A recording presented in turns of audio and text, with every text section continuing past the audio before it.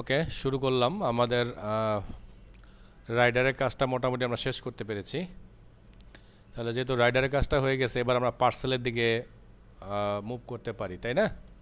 তাহলে আমরা পার্সেলে চলে যাই। তাই আমি একটা নতুন এন্টিটি নিয়ে নিলাম,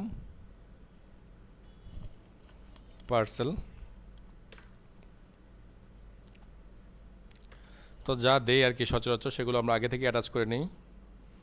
এন্টিটি টেবল, তাই তা?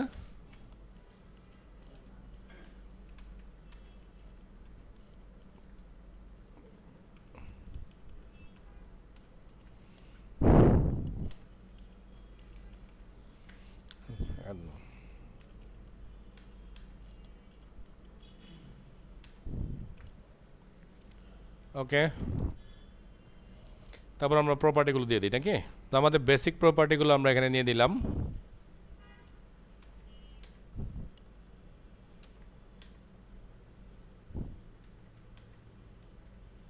তো বেসিক প্রপার্টি আমরা নিলাম, আইডি তো আমাদের নিতে হয়, আমরা জানি, কিছু করার নাই। ট্র্যাকিং কোড, কারণ পার্সেল, এখানে তো আমরা পার্সেল ক্রিয়েট করব, তাই না? সেন্ডারের নাম লাগবে না? সেন্ডারের ফোন নাম্বার, সেন্ডারের অ্যাড্রেস। সবচেয়ে গুরুত্বপূর্ণ যেটা লাগবে সেটা হচ্ছে রিসিভারের নাম, রিসিভারের ফোন নাম্বার আর রিসিভারের অ্যাড্রেস। আর কিছু জিনিসপত্র লাগবে, সেগুলো আমরা একে একে এখানে নেওয়ার চেষ্টা করতেছি। আচ্ছা, সো তারপরেরটার জন্য আমরা দিয়ে দিচ্ছি পার্সেল টাইপ। হ্যাঁ, তো পার্সেল টাইপ কোত্থেকে আসবে? কোত্থেকে আসতেছে দেখছেন? ইনাম থেকে। কারণ একটা ইনামটা আমাদের বানানো আছে পার্সেল টাইপ দিয়ে। দেখেন, ক্লিক করি, এই যে এটা, তাই না? সো এই ইনামকে আমরা এখানে ব্যবহার করলাম। সো ইনামকে ইউজ করতে হলে যেটা করতে হয়, এখানে লিখতে হয় @ enumerated ভ্যালু লিখতে হয়। শুধু ইনিউমারেটেড লিখলে হয় না, দেখি। হ্যাঁ, এতটুকু লিখলেই হবে। তো এটা টাইপটা কি, সে টাইপটা আমরা বলে দিলাম, যেটা একটা স্ট্রিং টাইপের ভ্যালু। ওকে, আচ্ছা, তাহলে এটা গেল। আচ্ছা, আরও দুইটা ফিল্ড আমরা এখানে নিয়ে নিই আগেই। একটা হচ্ছে ওয়েট, একটা হচ্ছে ডিসক্রিপশন, যদি কোনো ডিসক্রিপশন থাকে তো। এটা তো নর্মাল, এই জন্য আমরা এদেরকে নর্মালি রাখলাম, কোনো ঝামেলা করলাম না। আরও কি লাগবে? Payment method. So payment method আমরা কোত্থেকে পাচ্ছি? ইনাম থেকে পাচ্ছি। সো এই নামে কি রাখা আছে? সিওডি, বিকাশ, নগদ, এসএসএল, প্রিপেইড। তো আমাদের পেমেন্ট মেথডগুলো এগুলোর মধ্যে যে কোনো একটা হইতে হবে, আর বাইরে দেওয়া যাবে না। বুঝতে পারছি? তাহলে একই কাজ।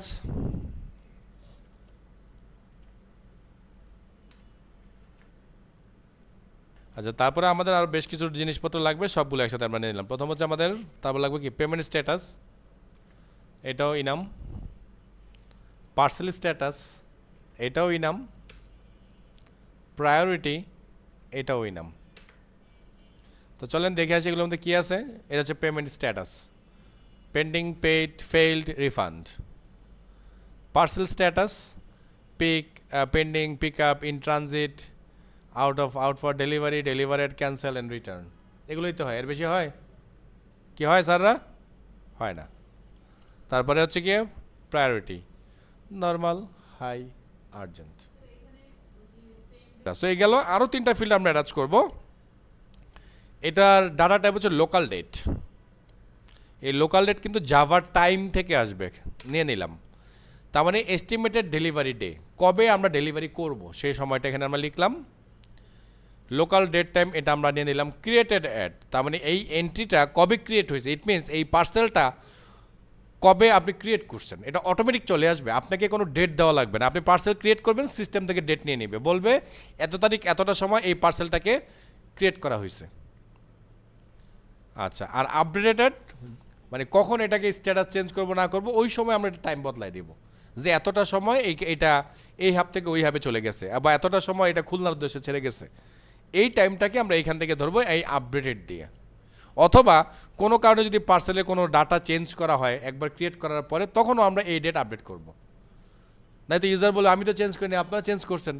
তখন আমি ইউজারে বলবো, ভাই তুমি এতটা সময় এই যে দেখো তুমি চেঞ্জ করছো, আর তুমি এতটা সময় ক্রিয়েট করছো, এগুলো লুকানো থাকবে সিস্টেমের মধ্যে, এগুলোকে দেখাবো না, কিন্তু এগুলো আমি সব ট্র্যাক করব। বুঝতে পারছেন? এখানে এবার আমরা দিলাম কাস্টমার আইডি, আর আমরা এখানে দিলাম রাইডার আইডি। তার মানে কি, কোনো একজন কাস্টমার এটাকে বুক করবে, কোনো একজন রাইডার সেটাকে পিক করবে, এটাকে আমরা এখানে রাখলাম। সো আর কিছু লাগবে কিনা চিন্তা করে আমাকে একটু বলেন। আচ্ছা, সো তারপরে পার্টে আমরা চলে যাই। এন্টিটি তো হয়ে গেল, রিপোজিটরির কাছে চলে যাচ্ছি।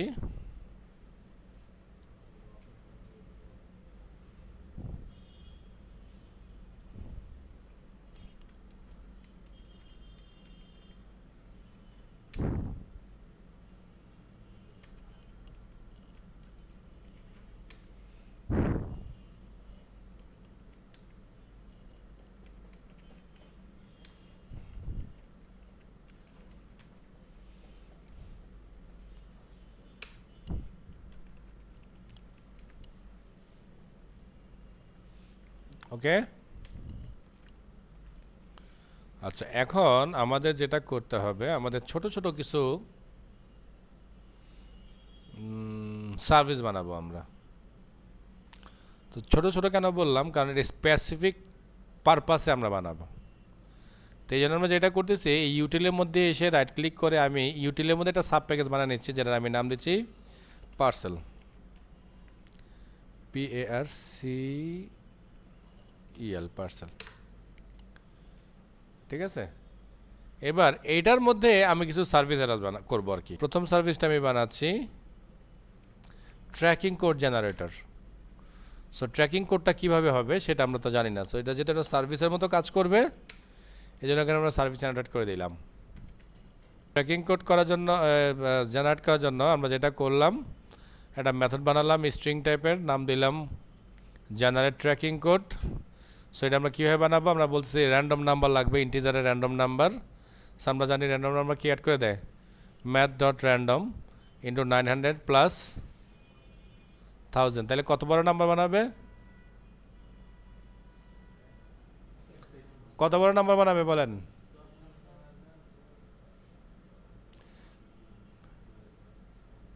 4 সংখ্যার,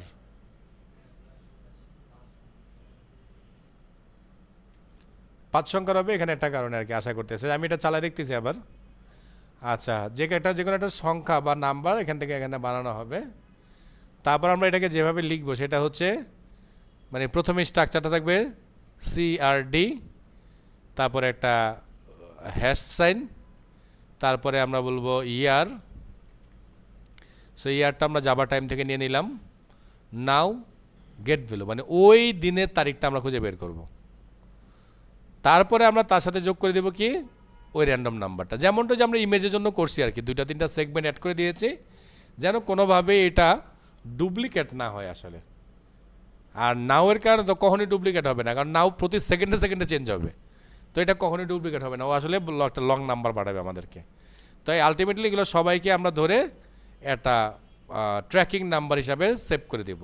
তার মানে যখনই পার্সেলটাকে আমরা ক্রিয়েট করব, তখন তার কাছে আমরা এই ট্র্যাকিং নাম্বারটা পাঠিয়ে দেবো ওই পার্সেলের জন্য। ওটাকে একটু চেঞ্জ করলাম, তাহলে এটা আমাদের লাগবে না, আমরা এটাকে বেশি ইউনিক করার চেষ্টা করলাম। ওকে, আমরা ওই যে প্যাকেজ বানাইছিলাম না, এটার মধ্যে এসে আমরা আরেকটা জাভা ক্লাস বানাচ্ছি। এটা আমরা নাম দেব ক্যালকুলেট চার্জ। পাচ্ছি না, আমরা এটার মধ্যে দিয়ে দেবো কিনা চিন্তা করতেছি।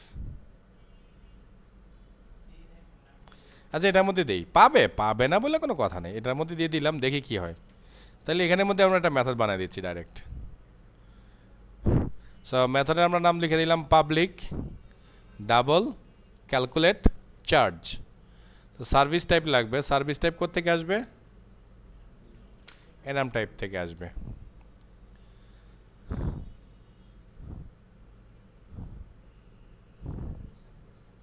আচ্ছা দাঁড়ান, ক্যালকুলেশন তো করছি, কিন্তু আমার সার্ভিস টাইপের সাথে একটু কনফ্লিক্ট করতেছে, দাঁড়ান।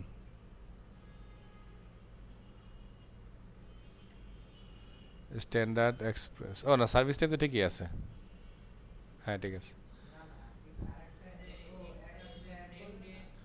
দেখছেন, তাইলে তাইলে এটা এখানে দরকার নাই, প্রায়োরিটি এতটুকুই থাকুক।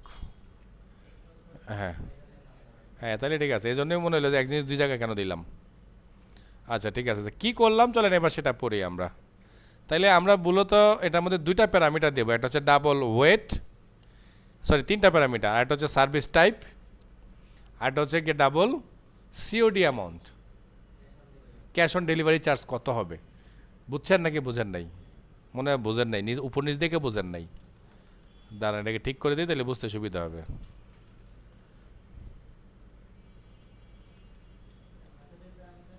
হ্যাঁ, একটা মেথডের এই তিনটা প্যারামিটার আসলে, বুঝতে পারছেন?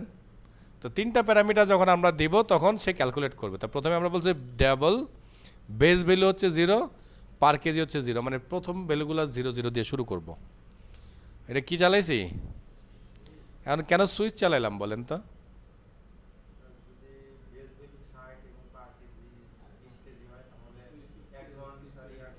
আচ্ছা, সুইচ ইউজ করলাম তার একমাত্র কারণ হচ্ছে এই সার্ভিস টাইপের মধ্যে যে ভ্যালুগুলো আছে সেই ভ্যালুগুলো অল্প কটা, 1 আর 2 হচ্ছে সিলেক্টেড ভ্যালু, মানে ওই ভ্যালু কখনো চেঞ্জ হবে না এবং ওই ভ্যালুর কোনো সময় রেঞ্জও হবে না।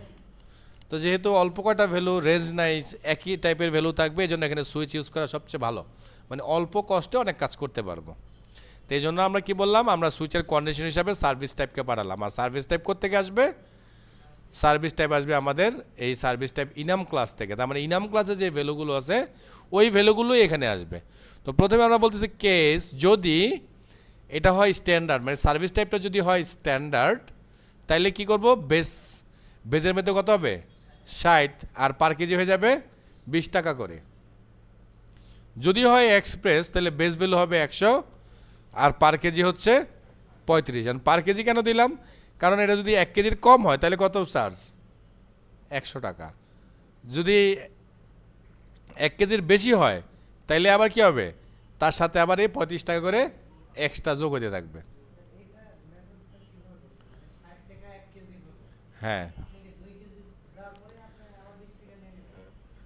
এটা 60, এটা হচ্ছে গিয়ে হ্যাঁ 2 কেজি হইলে এটা 80 টাকা, 3 কেজি হইলে আরও 20 টাকা যোগ, 4 কেজি হইলে আরও 20 টাকা যোগ। মানে বানাইছি একটা এখন, আর বানাইলাম আর কি, পরেরটা পরে চিন্তা করবো আর কি, পরে কমাই দিব লাগলে সমস্যা কই। আচ্ছা, সো ওভারনাইট বেজ 180 টাকা আর পার কেজি 50 টাকা করে, সেম ডে 250 টাকা, পার কেজি 60 টাকা। আর আমরা বললাম ডাবল চার্জ, তো চার্জ কেমন হবে, বেজ প্লাস ওয়েট ইন্টু পার কেজি। বুঝতে পারছেন কি না? তার মানে 1 কেজির কম হলে বেজ, আর এখানে যেহেতু পার কেজি ওয়েট তখন 0 থাকবে, তাহলে 0 সাথে যে কোনো সংখ্যাকে গুণ করলে কি হয়, 0 হয়ে যায়। আর যে কোনো সংখ্যার সাথে প্লাস করলে যা আছে তাই থাকে। তাহলে হিসাব মিলল তো, ক্যালকুলেশন মিলল।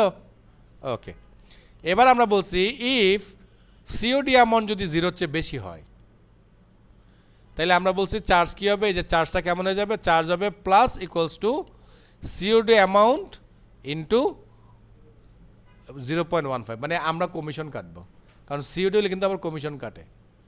মানে ধরেন কাস্টমার কাছে 200 টাকা নিয়ে আসছে, আর যে এটার অ্যাকচুয়াল মালিক বা সেন্ডার ওরা কিন্তু 100 টাকা দিবে না, ওর কাছ থেকে একটা অ্যামাউন্ট কেটে রাখবে, কারণ যে সিওডির একটা চার্জ আছে। তো এই আমি সেই চার্জ বসাইলাম এখানে। হ্যাঁ হ্যাঁ, তো সেটা হচ্ছে এই চার্জ বসাইলাম এটার মধ্যে। তো সব ঠিকঠাক, রিটার্ন চার্জ শেষ, চার্জ ক্যালকুলেট করা।